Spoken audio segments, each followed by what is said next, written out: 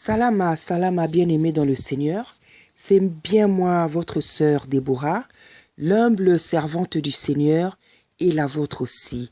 Bien-aimé dans le Seigneur, je vous aime de l'amour de Dieu. Je vous bénis vraiment au nom puissant d'Isaïe.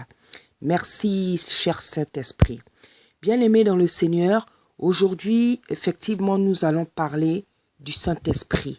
Nous allons tenter de montrer qu'est-ce que c'est le Saint-Esprit et en quoi et pourquoi le Saint-Esprit est important dans notre vie.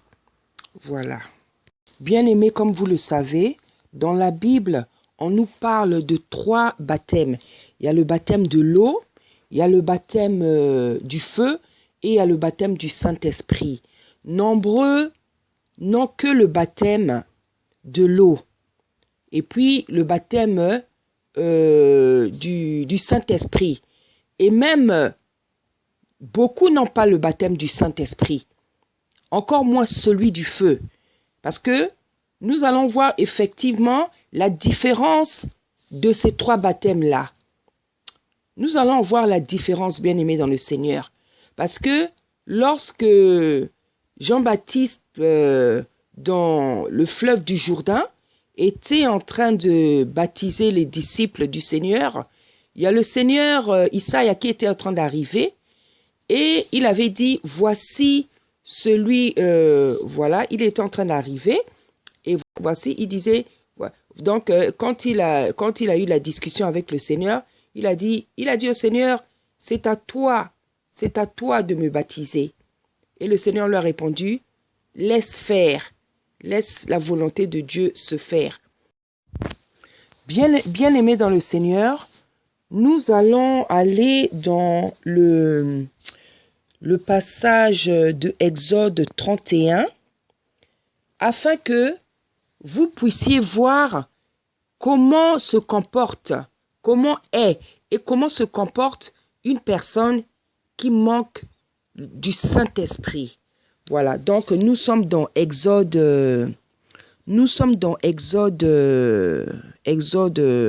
32 plutôt, et nous allons commencer notre lecture à partir du verset 21. Voilà, donc je lis la parole au nom puissant d'Isaïe. Moïse dit à Aaron, « Que t'a fait ce peuple pour que tu l'aies laissé commettre un si grand péché ?» Aaron répondit, « Que la colère de mon Seigneur ne s'enflamme point. Tu sais toi-même que ce peuple est porté au mal. Ils m'ont dit, fais-nous un Dieu qui marche devant nous. Car ce Moïse, cet homme qui nous a fait sortir du pays d'Égypte, nous ne savons pas ce qu'il est devenu. Je leur ai dit que ceux qui ont de l'or s'en dépouillent et ils ne me l'ont donné. Je l'ai jeté au feu et il en est sorti ce veau. Moïse vit que le peuple était livré au désordre et qu'Aaron l'avait laissé dans ce désordre, exposé à l'opprobre parmi ses ennemis. Moïse se plaça à la porte du camp et dit, à moi, ceux qui sont pour l'Éternel, et tous les enfants de Lévi s'assemblèrent. Voilà, on peut s'arrêter là, bien-aimés dans le Seigneur. Voici, bien-aimés dans le Seigneur, pourquoi j'ai choisi ce passage-là. Parce que effectivement, dans ce passage-là, on voit une personne, un serviteur de Dieu, un oint de Dieu, un sacrificateur, quelqu'un que le Seigneur avait choisi pour aider Moïse dans la mission du Seigneur. Parce que Moïse bégayait et le Seigneur avait donc choisi Aaron, son grand frère, pour qu'il puisse communiquer, il puisse dire aux enfants d'Israël qu'est-ce que Moïse recevait, parce que Moïse bégayait, il avait du mal à parler. Donc, Aaron était cette personne-là, c'est ce oint-là, ce serviteur de Dieu que Dieu avait choisi à côté de Moïse pour qu'il puisse parler à la place de Moïse, puisque lui, il bégayait. Alors, donc, nous savons que Aaron était un serviteur de Dieu. Aaron était un oint de Dieu. Aaron était le sacrificateur. Parce que, en fait, Moïse était le prophète, en fait, celui qui avait reçu la vision hein, la mission de Dieu. Et Aaron, c'était le sacrificateur. C'est-à-dire que c'est lui qui s'occupait des sacrifices, hein, qu'on devait faire à l'Éternel des armées. C'est lui qui allait entrer dans la présence de Dieu, dans le lieu très saint, pour présenter à Dieu les sacrifices, hein, pour les péchés d'Israël. C'est lui qui faisait les sacrifices. C'est Aaron qui faisait les sacrifices, qui présentait les sacrifices. Hein. Toutes les sortes de sacrifices que nous connaissons, c'est Aaron qui les présentait devant l'Éternel des armées. Hein. Donc, c'était lui le sacrificateur. Hein. Donc, c'était lui le sacrificateur. Aaron, c'est celui que Dieu avait choisi avec ses fils pour faire le service sacerdotal. C'est lui que Dieu avait choisi. Dieu avait même recommandé à Moïse qu'on confectionne des habits à Aaron et à ses fils pour qu'ils puissent servir l'Éternel. Voilà. Dieu avait recommandé même des habits. Hein. Donc, c'est pour vous montrer, comment dire, le sérieux du service de Dieu. Hein. Dieu avait même préparé, recommandé, hein, que Aaron et ses fils aient des habits pour le servir. Hein. Parce que les habits aujourd'hui, spirituellement, les habits, ça représente les comportements, les attitudes, les comportements. Donc, bien aimé, vous voyez bien que Aaron, c'était pas n'importe qui. Aaron, c'était pas n'importe qui. Aaron était un grand homme. Aaron était un serviteur de Dieu. Aaron était un oint de Dieu. Aaron était un sacrificateur. C'est lui qui faisait le service des sacrifices. C'est lui qui faisait ça. C'est Aaron qui rentrait dans le lieu saint, dans le lieu très très saint. C'est lui qui rentrait là-bas pour présenter à Dieu les sacrifices pour le peuple d'Israël. Mais regardez ici, qu'est-ce qui s'est passé? Hein?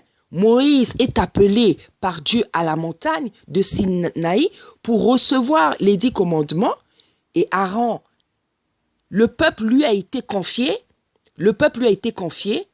Et les enfants d'Israël, comme ils ne voyaient plus Moïse revenir, parce qu'ils ne savaient eux-mêmes qu'ils n'avaient pas le Saint-Esprit, ils n'avaient pas compris que Moïse était allé recevoir, ils ne savaient pas, ils n'avaient pas compris, ils ne savaient pas que Moïse était allé recevoir quelque chose qui allait impacter leur vie.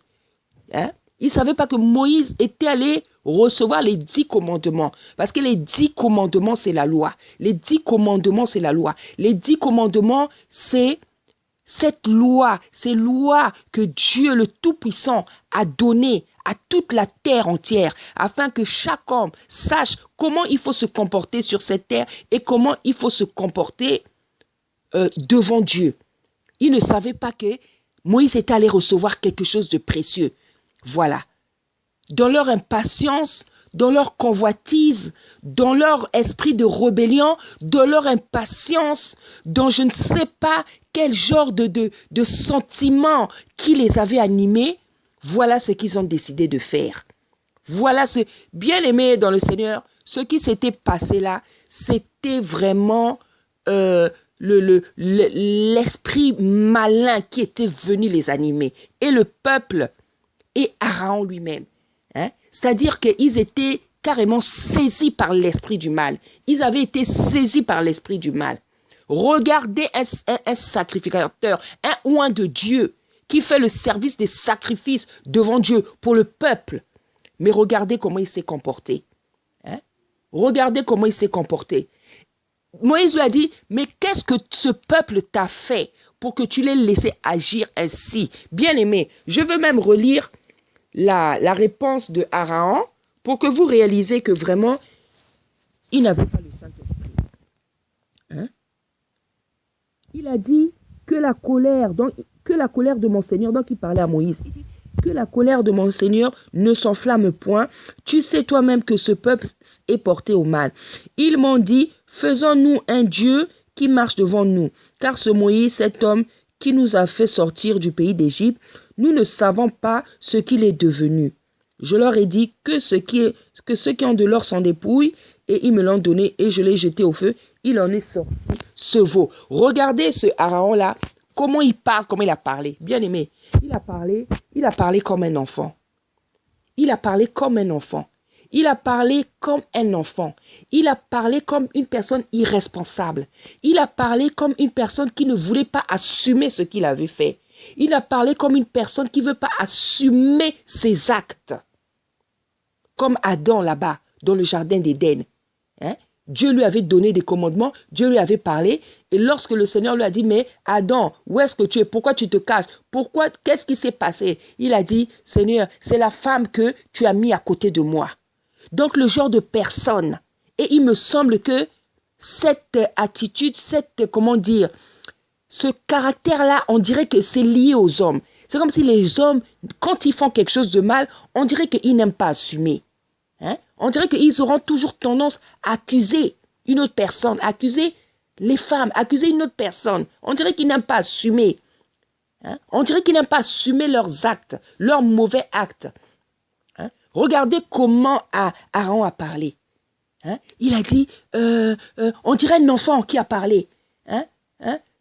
Il a dit, Seigneur, vraiment que ta colère ne s'enflamme pas. Toi-même, tu sais que ce peuple-là, il est porté au mal. Voici ce qu'ils m'ont dit. Ils m'ont dit, moi j'ai pris leurs bijoux. On dirait un enfant qui parle. On dirait un enfant qui parle. Hein? C'est une personne qui ne veut pas reconnaître le mal qu'elle a fait. Hein? Il lui parle du peuple. Mais qui était le chef entre lui et ce peuple-là? À qui Moïse avait confié le peuple? Qui était le chef? C'était Aaron ou c'était le peuple? Donc on voit ici carrément, c'est le peuple qui l'a commandé. C'est le peuple qui l'a dirigé. Il s'est fait diriger par le peuple. Il s'est fait diriger par le peuple. Hein? Bien-aimé, la Bible dit que l'homme est le chef. L'homme est le chef. Hein? Le premier chef, c'est Dieu lui-même. Le deuxième chef, c'est le Seigneur. Le troisième chef, c'est l'homme. L'homme sur la terre représente la gloire de Dieu. L'homme doit savoir et assumer sa chefferie sur tous les plans, dans tous les domaines, sur la terre. Hein?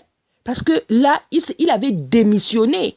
On voit que Aaron avait démissionné de sa responsabilité. Hein? Moïse lui a laissé le peuple. Moïse lui a confié le peuple. Mais regardez, c'est le peuple qui l'a piétiné. C'est le peuple qui l'a piétiné. C'est le peuple qui l'a dominé. C'est le peuple qui l'a écrasé. Ça, le peuple l'a écrasé parce qu'il est arrivé, il a fait la volonté du peuple. Il a fait la volonté du peuple. Et ils ont fait une chose très très grave. Hein? Parce que l'idolâtrie, hein, ceux qu'ils ont fait là, ça les a conduits, c'était de l'idolâtrie. Or, bien aimé, vous savez que l'idolâtrie, bien aimé, c'est la chose que Dieu déteste le plus. C'est un péché qui irrite le Tout-Puissant, je vous assure. C'est un péché qui irrite le Tout-Puissant. Et bien aimé dans le Seigneur, je veux tenter de vous démontrer que c'est le péché vraiment qui irrite le Tout-Puissant. Nous sommes dans Exode 20. Nous sommes dans Exode 20, où Dieu a donné les 10 commandements. Alors, je veux lire ce passage. Alors, Dieu prononça toutes ces paroles en disant, « Je suis l'Éternel ton Dieu, qui t'ai fait sortir du pays d'Égypte, de la maison de servitude. Tu n'auras point d'autre Dieu devant ma face.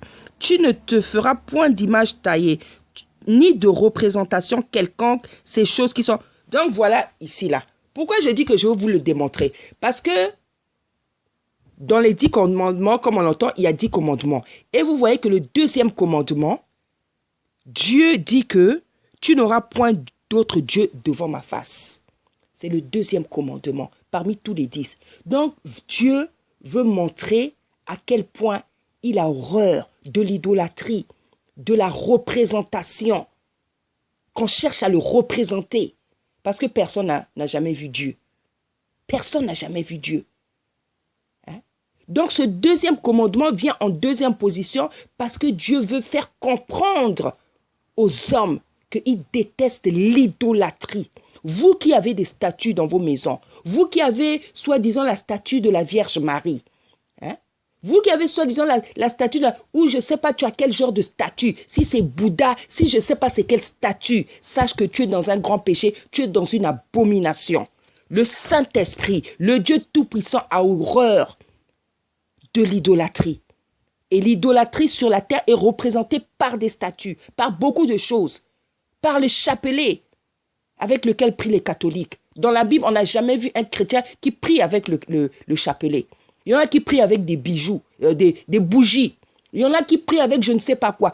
Tout ça, c'est de l'idolâtrie. Parce que le Seigneur avait dit aux disciples, lorsque vous voulez prier, entrez dans votre chambre. Dieu n'avait pas dit que quand vous entrez dans votre chambre, vous devez prier avec une bougie, avec une statue, avec une photo de je ne sais pas qui, de Simon Kimbangu, qui n'était que un serviteur de Dieu, avec la photo de Branham, avec tout ça, c'est l'idolâtrie. L'idolâtrie, c'est un grand péché. L'idolâtrie, c'est un péché qui irrite le Tout-Puissant, qui irrite le Saint-Esprit. Vous-même, vous avez vu comment ce même jour-là, Dieu avait frappé. Vous-même, vous avez vu ce même jour-là, comment Dieu avait frappé. Donc voilà ce Aaron-là, comment il s'est comporté comme un enfant, comme un homme irresponsable. On dirait quelqu'un qui n'avait pas sa tête. On dirait quelqu'un qui n'avait pas sa raison. Il a parlé comme un enfant. Voilà, ce peuple-là, c'est eux qui m'ont dit ça. Ils m'ont dit, on ne sait pas où est Moïse. Moi, je leur ai dit, bon, donnez vos bijoux. Bon, j'ai jeté ça au feu là-bas. Allez, il en est comme un enfant qui parle. Comme un enfant qui parle. Comme un enfant qui parle, bien aimé dans le Seigneur. Alors, c'était un sacrificateur. Celui qui soutenait Moïse. Celui qui soutenait Moïse, celui qui rentrait dans le lieu saint, le lieu très très saint. Il rentrait là-bas pour plaider la cause du peuple d'Israël concernant leurs péchés. Voici qui était Aaron. Mais regardez ce qu'il a fait. Regardez ce qu'il a fait, bien-aimé dans le Seigneur. Il a fait ça, bien-aimé dans le Seigneur, parce qu'il lui manquait le Saint-Esprit. Parce que bien-aimé dans le Seigneur, le Saint-Esprit, c'est Dieu en nous. Le Saint-Esprit, c'est une partie, une dose de Dieu en nous. Le Saint-Esprit bien-aimé dans le Seigneur, c'est Dieu en nous.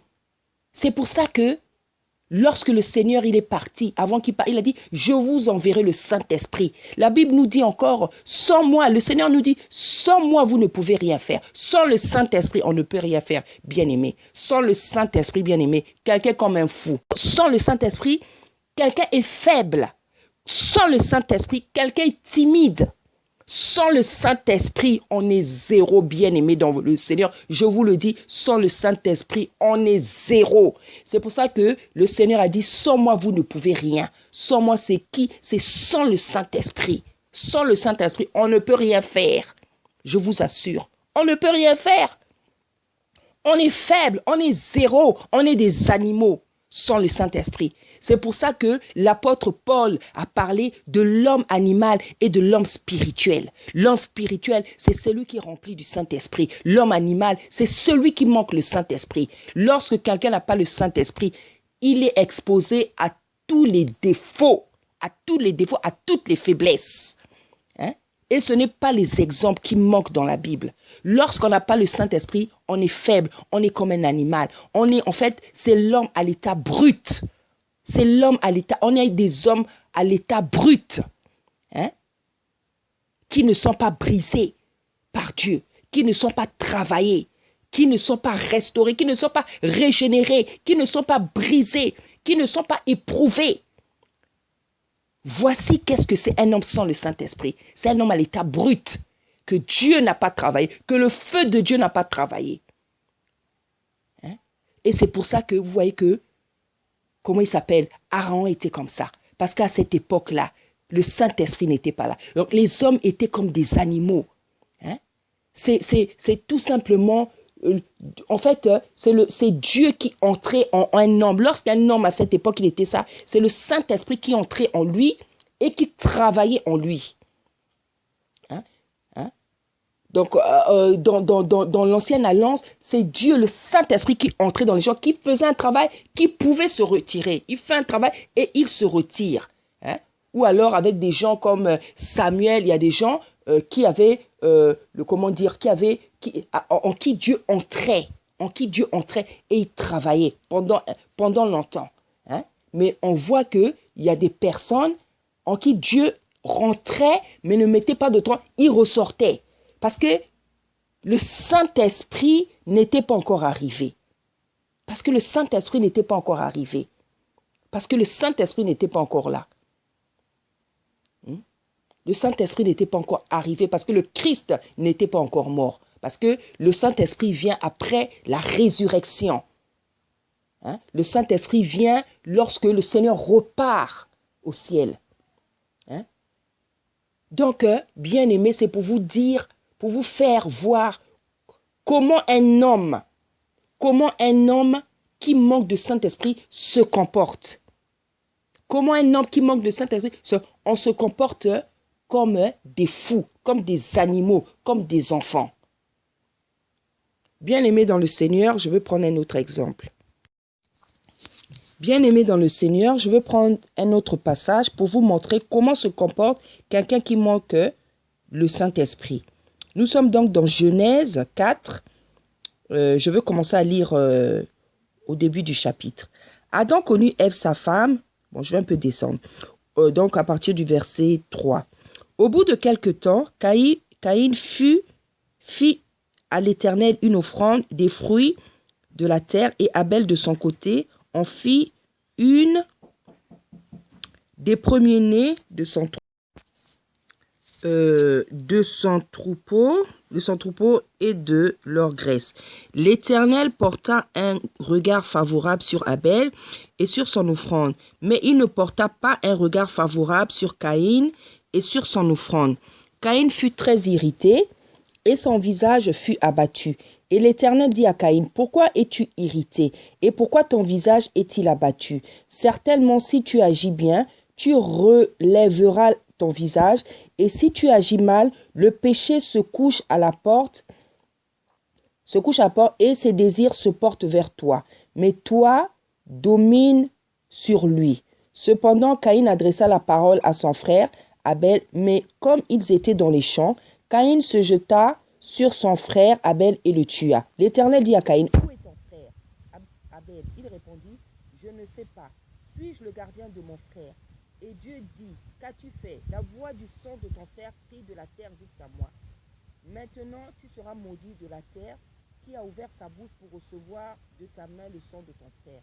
Quand tu cultiveras le sol, il ne donnera plus sa richesse. Tu seras errant et vagabond sur la terre. » Caïn dit à l'Éternel, « Mon châtiment est trop grand pour être supporté. » Voilà, donc vous pouvez descendre jusqu'à la fin.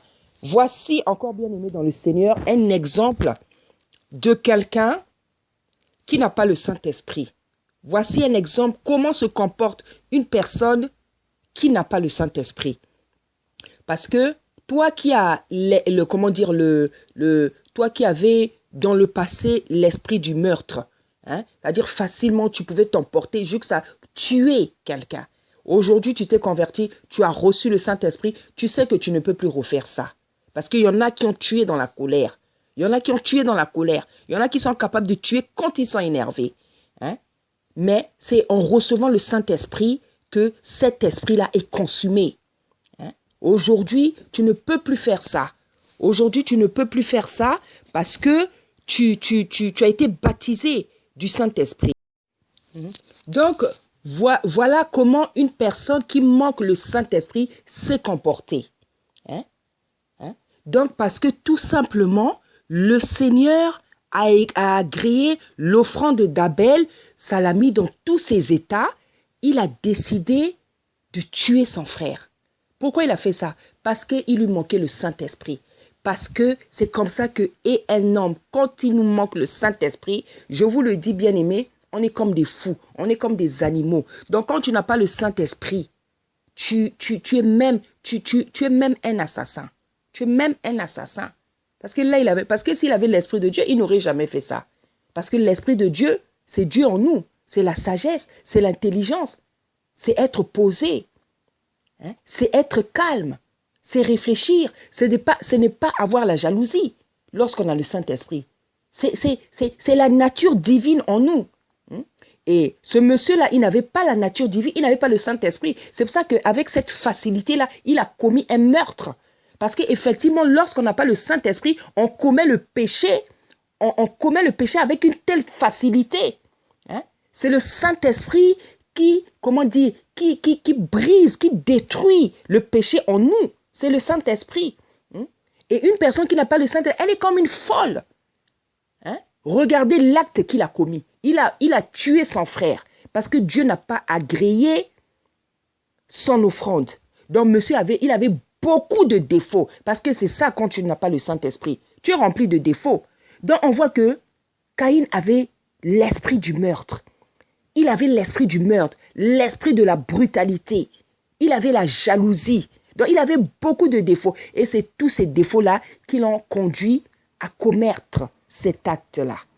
Parce que bien aimé, effectivement, quand on n'a pas le Saint-Esprit, on est un homme à l'état brut, on est un homme naturel, on est un homme animal. Hein?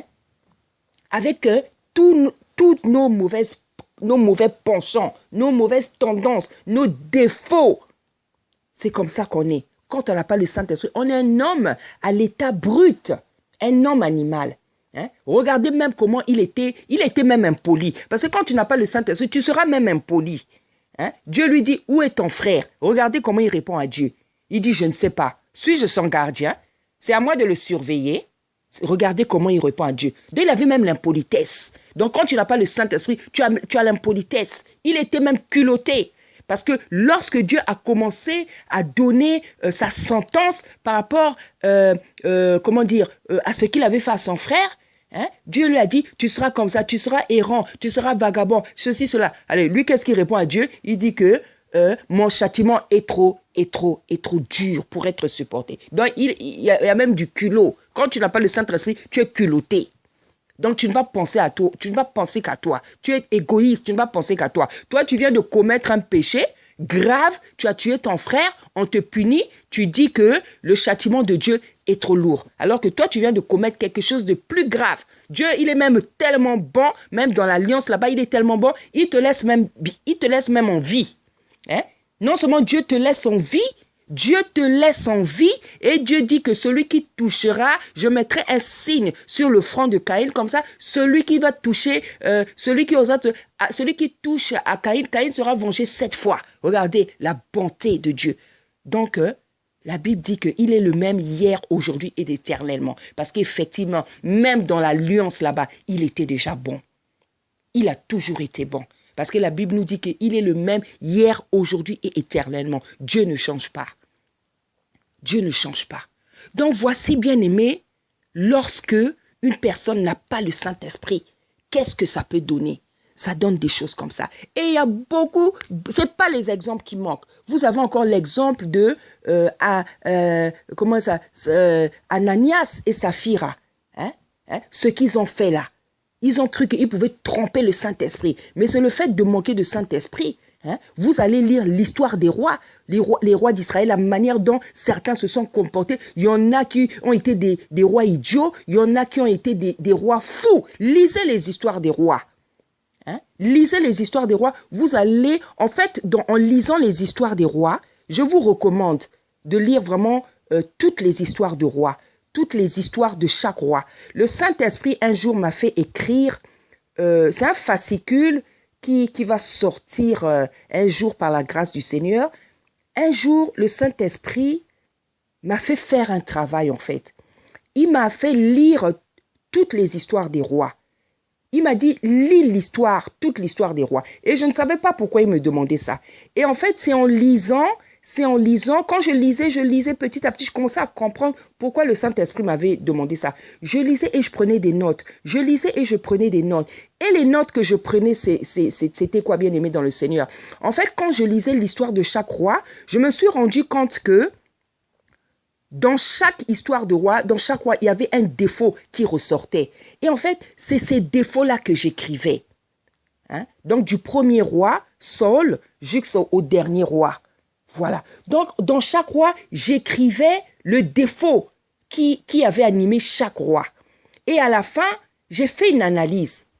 Et quand j'avais fini de lire, j'avais fini faire ce travail, d'écrire maintenant, le Saint-Esprit a commencé à me parler. Le Saint-Esprit m'a dit, je t'ai fait faire ce travail pour que tu fasses ressortir toutes les défauts des hommes à travers cette lecture.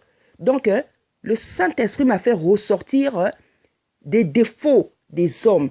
Hein? En fait, il m'a dit que les défauts des rois là, les défauts que les rois avaient là, c'est les défauts que ont les hommes.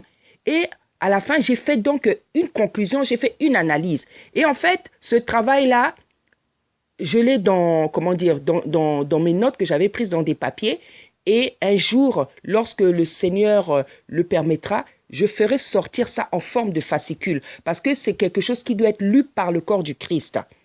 C'est quelque chose qui doit être, parce que c'est un travail que le Seigneur m'avait demandé. Et bien aimé, lorsque les dons que Dieu met en nous, c'est pour être mis à la disposition de son peuple. Hein? Le Seigneur m'a fait la grâce de m'exprimer quand même assez bien et une grâce encore plus excellente d'écrire. En tout cas, le Seigneur m'a fait cette grâce-là. Il m'a fait cette grâce-là vraiment de bien écrire. J'écris même mieux que je parle. C'est-à-dire, quand j'ai quelque chose à exprimer, je l'exprime mieux dans l'écriture. Quand j'écris, quand j'ai envie de dire quelque chose, quand je le fais par écrit, c'est plus puissant que quand je parle. C'est une grâce que le Seigneur m'a faite. Et quand j'avais fini, j'avais fait lire ce travail-là à mon mari. Il m'a dit, ah, c'est toi qui as fait ça. J'ai dit, oui, c'est moi qui ai fait. Il dit, ah, donc, le travail là, bien aimé, effectivement, quand tu le lis, quand ça va sortir, tu te dis qu'effectivement, c'est pas un homme qui a fait ça.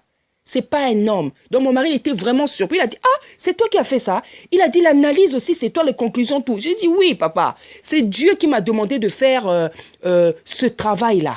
Hein, parce que quand on était dans la maison, bon, moi, quand je lisais ça, lui, il ne savait pas quel passage j'étais en train de lire. Quand j'écrivais les notes aussi, il ne savait pas qu'est-ce que j'étais en train de faire.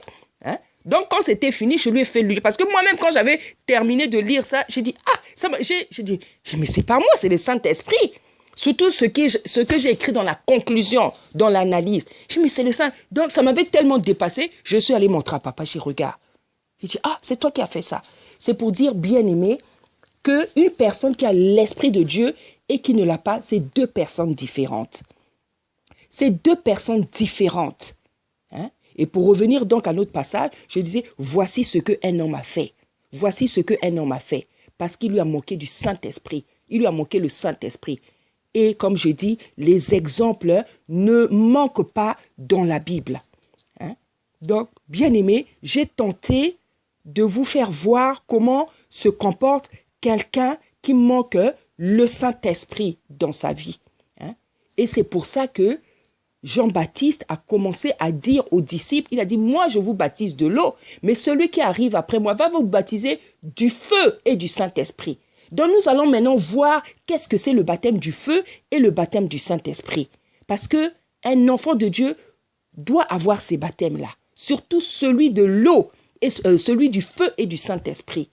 Hein? Parce que Jean-Baptiste, lorsqu'il dit aux disciples, il dit, moi je vous baptise de l'eau, mais celui qui arrive après moi vous baptisera du feu et du Saint-Esprit. Il dit même, dans ce passage, il dit, je ne suis même pas digne de délier ses souliers. Donc en fait, il fait comprendre aux disciples que celui qui arrive après moi là, il est plus important que moi.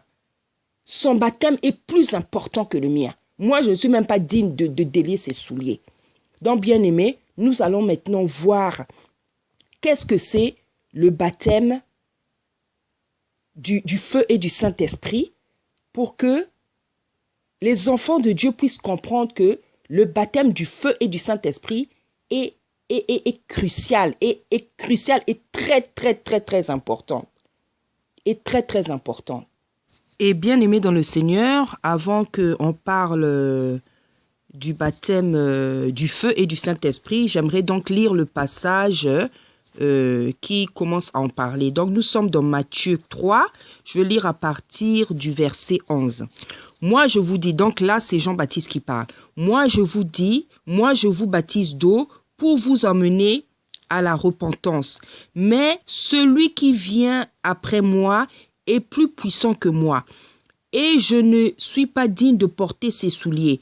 Lui, il vous baptisera du Saint-Esprit et du feu. Voilà.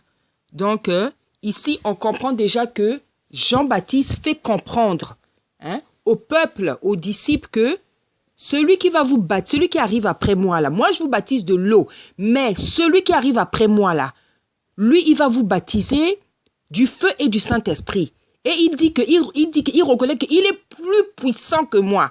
Bien-aimé dans le Seigneur, ça veut dire quoi? Ça veut dire que le baptême du feu et du Saint-Esprit est plus puissant que le baptême de l'eau.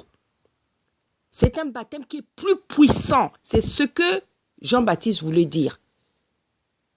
Et on va donc aller dans Pierre pour voir qu'est-ce que c'est le baptême de l'eau.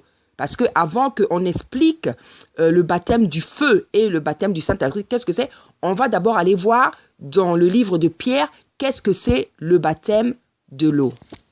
Donc voilà, bien-aimés dans le Seigneur, je vous emmène maintenant dans 1 Pierre chapitre 3 et nous allons donc lire à partir du verset 18. Voilà, vous pouvez commencer à partir... Voilà, on va lire à partir du verset 18. Donc voilà ce que dit la Bible. Christ aussi a souffert une fois pour les péchés, lui juste pour les injustes, afin de nous amener à Dieu, ayant été mis à mort quant à la chair, mais ayant été rendu vivant quant à l'esprit, dans lequel aussi il est allé prêcher aux esprits en prison, qui autrefois avaient été incrédules, lorsque la patience de Dieu se prolongeait au jour de Noé, pendant la construction de l'arche, dans laquelle un petit nombre de personnes, c'est-à-dire 8, furent sauvées à travers l'eau. Cette eau, voilà, c'est surtout ici qui m'intéresse, cette eau était une figure du baptême qui n'est pas la purification des souillures du corps, mais l'engagement d'une bonne conscience envers Dieu et qui maintenant vous sauve, vous aussi, par la résurrection de Jésus-Christ, qui est à la droite de Dieu depuis qu'il est allé au ciel et que les anges, les autorités et les puissances lui ont été soumis. Donc, Pierre nous dit ici que cette eau était une figure du baptême qui n'est pas la purification des souillures du corps. Donc, le baptême que Jean-Baptiste donnait, il ne purifiait pas de péché, il ne purifiait pas le corps. C'était juste une figure. C'était juste parce que la Bible dit que dans la Nouvelle Alliance, on nous dit que l'Ancien Testament, c'est l'ombre des choses à venir. C'est l'ombre des choses à venir. Et ici, on nous dit que le baptême de l'eau, le baptême de Jean, ce n'était juste qu'une figure. Une figure, comment il dit ça? Comment il dit ça? Voilà. Cette eau était une figure du baptême qui n'est pas la purification des souillures du corps. Donc, le baptême de Jean-Baptiste, là, ne nous purifiait pas du péché. Ne nous purifiait pas notre corps. Mais c'était tout simplement un engagement d'une bonne conscience envers Dieu. Donc, en fait, lorsque tu prends le baptême de l'eau, en fait, tu n'es pas purifié de tes péchés. Parce que ce qui nous purifie du péché, c'est l'œuvre de la croix. C'est le sang que le Christ a versé.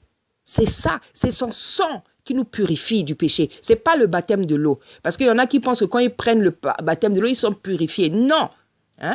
Pierre est clair ici. Il dit que cette eau était une figure de baptême qui n'est pas la purification des souillures du corps, mais c'est un engagement d'une bonne conscience envers Dieu. Donc, le baptême de l'eau, c'est un engagement envers Dieu. C'est un engagement. C'est-à-dire qu'en faisant le baptême de l'eau, tu montres à Dieu que tu t'engages à lui et surtout aux hommes, que tu as changé de camp, que tu veux être, voilà ce que signifie le baptême de l'eau. Mais Jean-Baptiste, il dit que celui qui vient après moi va vous baptiser du feu et du Saint-Esprit et il est plus puissant que moi. Ça veut dire que le baptême de l'eau, le baptême du feu et du Saint-Esprit est plus puissant, plus important que le baptême de l'eau. Hein? Parce qu'il y en a qui n'ont même pas reçu le baptême de l'eau. Mais ils ont reçu le baptême comment dire, du Saint-Esprit et du feu. Hein? Oui, il y en a qui ont reçu le baptême du feu et du Saint-Esprit avant de prendre même celui de l'eau. Parce que celui du feu et du Saint-Esprit, il est plus puissant que celui de l'eau. Voilà. Il est plus puissant que celui de l'eau. Moi, quand j'ai pris mon baptême de l'eau, hein, c'était dans une salle de bain. C'était dans une salle de bain. Mais c'est pas ça la connaissance. C'est pas ça la pratique. C'est pas ça. C'est pas comme ça qu'on a pris ça dans la Bible. C'était dans de l'eau, à la mer, dans une plage, je sais pas, dans l'eau. Hein, c'est pas dans une salle de bain. Hein. Et mon mari m'avait dit, refais ton baptême, tu vas voir, ta vie va changer. Et effectivement, quand j'ai refait mon baptême, ma vie a changé. Parce que lorsque j'ai fait le baptême maintenant au bord de l'eau, dans l'eau, c'est là où j'ai reçu le don du Saint, le don de la prophétie. J'ai reçu le don de la prophétie. Mais avant de refaire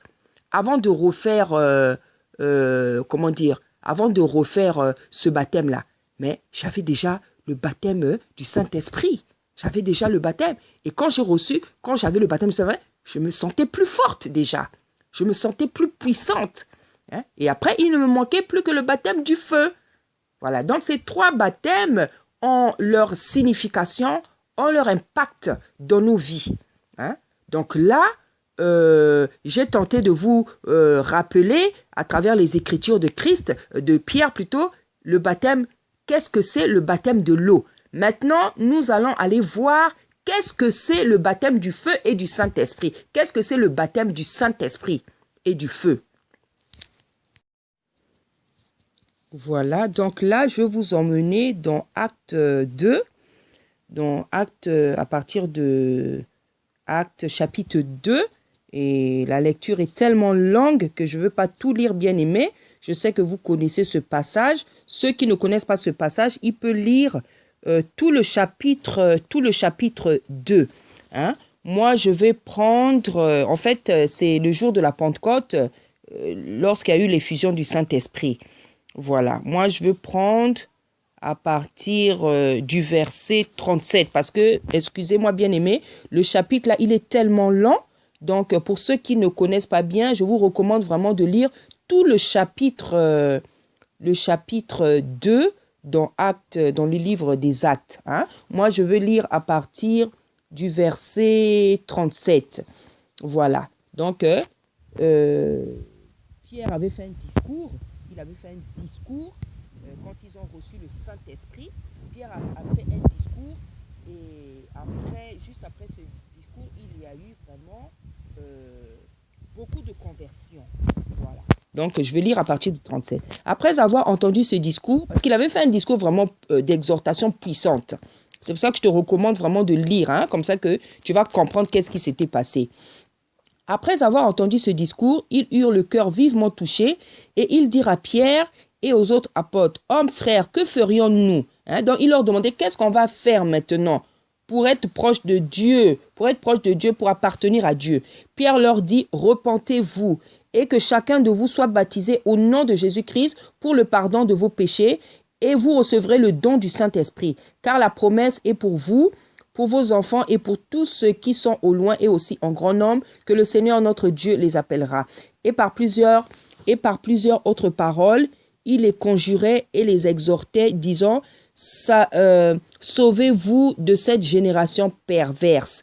Ceux qui reçurent de bon cœur sa parole furent baptisés. Et en ce jour-là, le nombre de disciples s'augmenta d'environ 3000 âmes. Ils persévérèrent dans l'enseignement des apôtres, dans la communion fraternelle, dans la fraction du pain et dans les prières. La crainte s'emparait de chacun et il se faisait beaucoup de prodigues et de miracles par les apôtres, hein, parce que justement, il y avait eu l'effusion du Saint-Esprit. Hein, et pour revenir un peu plus en haut, voilà, donc en fait, le jour que le Saint-Esprit est rentré dans la chambre haute, là où les apôtres s'étaient réunis pour la prière, quand le Saint-Esprit est descendu. On nous dit que il est venu comme un vent, comme un vent impétueux et il s'est déposé sur eux des choses comme des langues de feu.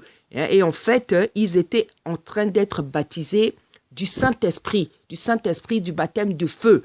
Voilà. Donc, en fait, on voit bien que dès qu'ils ont reçu le baptême du Saint-Esprit, le baptême du feu, ils sont devenus des gens différents parce qu'ils se sont mis à parler en langue, ils ont commencé à faire des miracles, ils ont commencé à faire des démonstrations de puissance, opérer des miracles, faire des guérisons. Et Paul, on sait que Paul, avant tout ça, Paul était quelqu'un d'un peu timide, d'un peu changeant. On voit avec le Christ, quand on est venu arrêter le Christ pour qu'on le crucifie, comment il a renié le Christ, comment il a renié le Christ. C'était quelqu'un un peu peureux, un peu timide, qui a été capable de fuir. Mais pourquoi, bien aimé? C'est parce qu'il n'avait pas le Saint-Esprit. C'est parce qu'il n'avait pas le Saint-Esprit. Et on voit maintenant, lorsqu'ils ont reçu le Saint-Esprit, Pierre devient une personne carrément différente. Donc, il est maintenant animé de courage, il est animé de force. Parce que quand tu n'as pas le Saint-Esprit, tu es timide, tu es faible, tu es peureux, tu n'es pas courageux. Mais quand tu reçois le Saint-Esprit, tu deviens un homme fort, tu deviens un homme puissant, une femme puissante, quelqu'un de courageux. Parce qu'il y a la nature de Dieu qui vient s'établir en toi. Le Saint-Esprit, c'est la nature divine. C'est la nature divine en nous. C'est la nature divine en nous. Et on voit les miracles après que Pierre a accompli par la grâce de Dieu. Après avoir reçu le Saint-Esprit, il a fait un discours. Ce discours a été rempli de puissance. Ce discours était rempli de puissance et ce discours-là a provoqué la conversion de 3000 âmes nouvelles. 3000 âmes. 3000 âmes, c'est pas rien, bien aimé dans le Seigneur. Parce qu'il y en a même pour convertir une seule âme, c'est pas facile. Même pour convertir une seule âme, c'est pas facile. Mais ce jour-là, à travers son discours qui était rempli du Saint-Esprit, parce que lui-même, il avait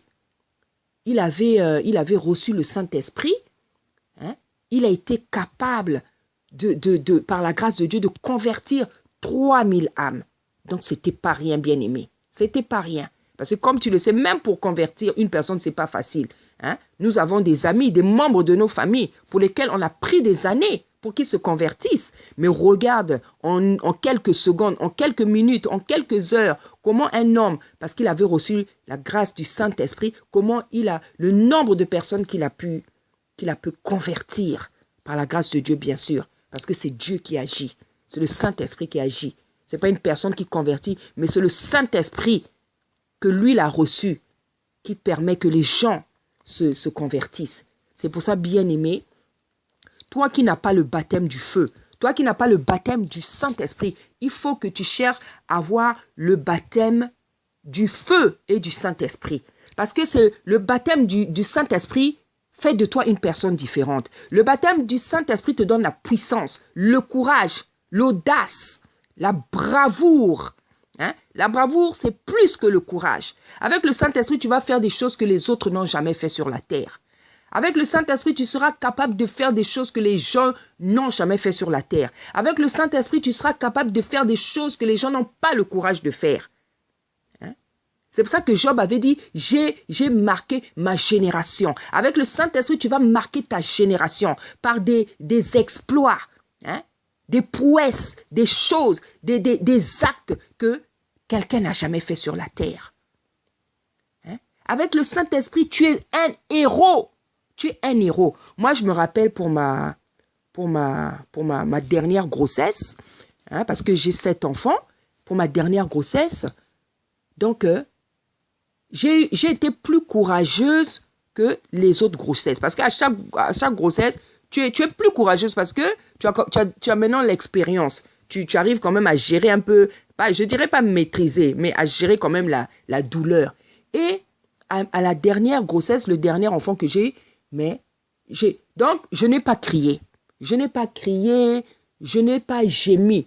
Je n'avais qu'un seul mot à la bouche à chaque contraction. À chaque fois que j'avais mal. Jésus-Christ. Jésus. À l'époque, je disais Jésus-Christ. Jésus-Christ. À chaque fois qu'une contraction venait, je disais seulement, Jésus, Jésus, aide-moi, Jésus, aide-moi.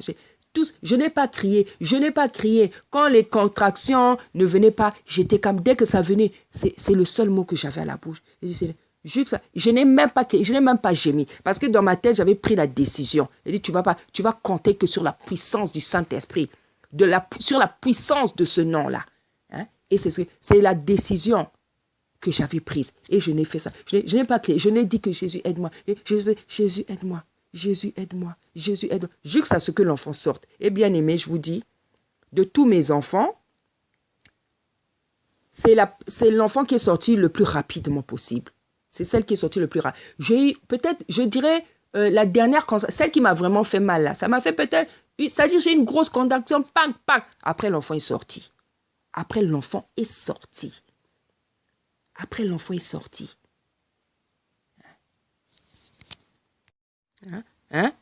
C'est pour vous dire que lorsque vous êtes rempli du Saint-Esprit, ça vous donne le courage. Le Saint-Esprit donne le courage. Et voilà ce que je veux dire. Je vous raconte cette expérience. Pourquoi? Parce que quand j'ai accouché, il y a une sage-femme qui est venue vers moi. Elle m'a dit, madame, vous avez été d'un courage héroïque. Voilà ce qu'une sage-femme m'avait dit. Elle m'a dit, madame, vous avez été d'un courage héroïque. Donc, quand tu as le Saint-Esprit, tu es un héros, tu es une héroïne. Parce que tu vas faire des choses que les autres ne pourront pas faire. Parce que dans les autres salles, comme vous savez, les mamans, accoucher, ça fait mal. Donc, il y avait des femmes qui criaient, qui criaient. Mais dans ma salle, là, je ne faisais que dire le nom, Jésus, aide-moi. Pendant tout le travail, c'est tout ce que je disais. Toutes les contrats, à chaque fois, c'est tout ce que je disais. Et quand j'ai accouché, cette femme-là, elle est venue vers moi.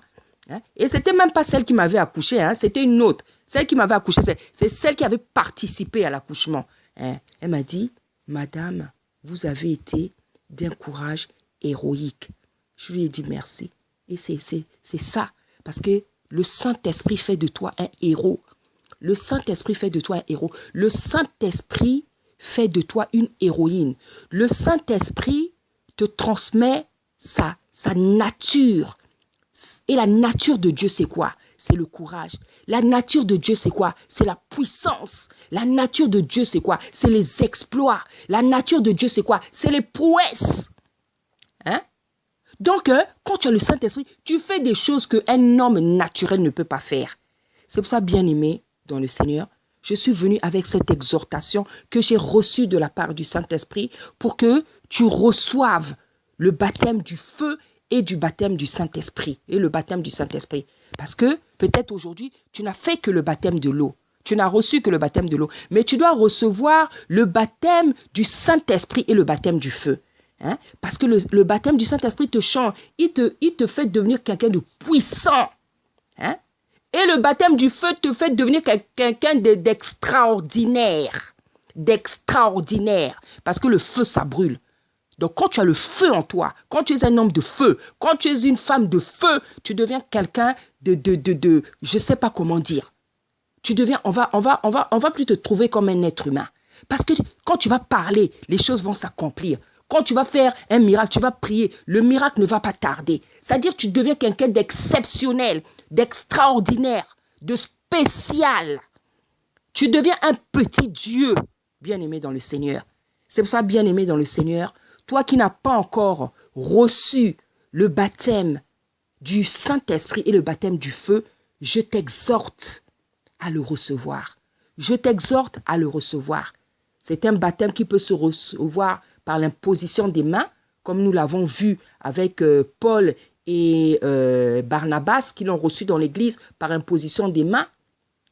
Non, le baptême, on leur avait imposé les mains pour qu'ils fassent le service de Dieu. Mais c'est vrai que le baptême du Saint-Esprit peut se recevoir par l'imposition des mains. Mais il peut aussi se recevoir instantanément. C'est-à-dire que tu es seul dans une chambre, dans une maison quelque part, et tu sens, tu vois l'effusion du Saint-Esprit. Tu sens qu'il se passe quelque chose en toi. Parce que là, c'est Dieu lui-même, le Saint-Esprit lui-même qui est en train de te baptiser du Saint-Esprit et du feu. Et c'est ce baptême-là, c'est de cette manière que je souhaite que tu le reçoives. Moi, je l'ai reçu comme ça. Moi, on ne m'a pas imposé les mains pour que je reçoive le Saint-Esprit. Hein? J'ai reçu le baptême du Saint-Esprit quelques jours après la visite d'un homme de Dieu chez moi. À l'époque, j'avais tellement de problèmes. Je cherchais Dieu dans tous les sens. Et on m'avait recommandé un homme de Dieu qui est venu à la maison, qui a prié pour moi. Il m'a dit, confesse tes péchés. Il m'a exhorté. Après, il m'a dit, confesse tes péchés. Je me suis mise à genoux. J'ai commencé à confesser mes péchés.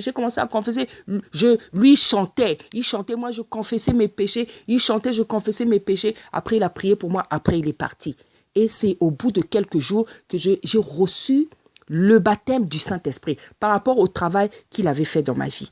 Donc, j'étais dans mon salon comme ça. J'étais seule. Tout d'un coup, j'ai ressenti le sentiment de la honte. J'ai ressenti un sentiment puissant de honte et du dégoût de ma personne. C'était comme un écran.